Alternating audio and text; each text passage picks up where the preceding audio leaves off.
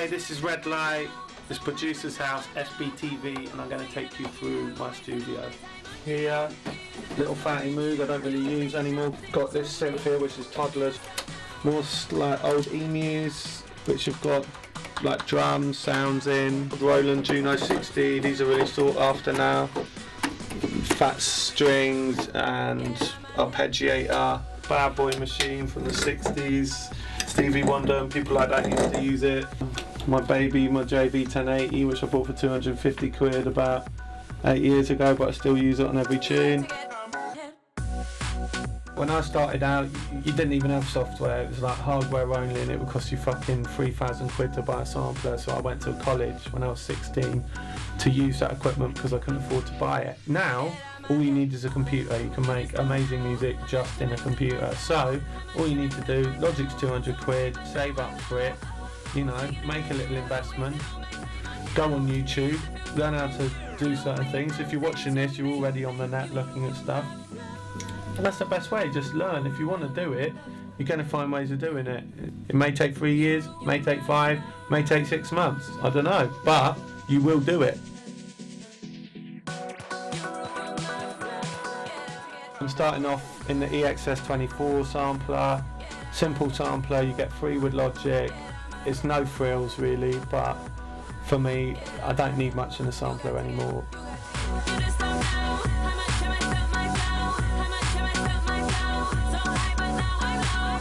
I started making music when I was a teenager. My friend had like an old sampler, stuff like that, so I used to go around his house and cut up breaks with him, and then I went to college when I was 16 to do it. Growing up in Bristol was like really inspirational. In the 90s especially, when everything was popping off down there, we used to do warehouse parties. It was a really inspirational time, and the music was really fresh and exciting and British especially, so that was something to grab onto. Like listening to a lot of US hip hop and stuff at the time as well, but you could really see it transpose into British culture through jungle. But, you know, loads of different producers were like instrumental in me growing up and me wanting to do stuff to compression on radio, like how music used to squash down on radio if it was played too loud, all that kind of thing, and pirates like Rush FM and Pulse FM and all these different stations. People would bring tapes from London over to Bristol. All that stuff inspired me a lot, you know. What you talking about? Dynamite, titanium. Might give a big blow to your cranium. Flows, I'm saving them. So you give me that. What You Talking About was made through Miss Dynamite, me and Danae going in the studio and creating something. So, do you know what I mean? It's like, it's all good, man. I'm completely happy for that. To Miss Dynamite's credit, she's a G, do you know what I mean? She's worked with people from Salam Remy to all sorts, and she's one of the most humble people I've ever worked with. You know, she's a creative. She's up for coming in the studio, and she knows, like, if she's going in with certain people, she didn't really know me at the time, but she knows she could get the vibe I was on and could see who I was, and she was down with it. So she's like, yeah, do you know what? She listened to me and I listened to her, and we created something good. And at the time when we did it, it was like, well, okay, this could be a bit hard, but it was nice to hear her spit deep like that.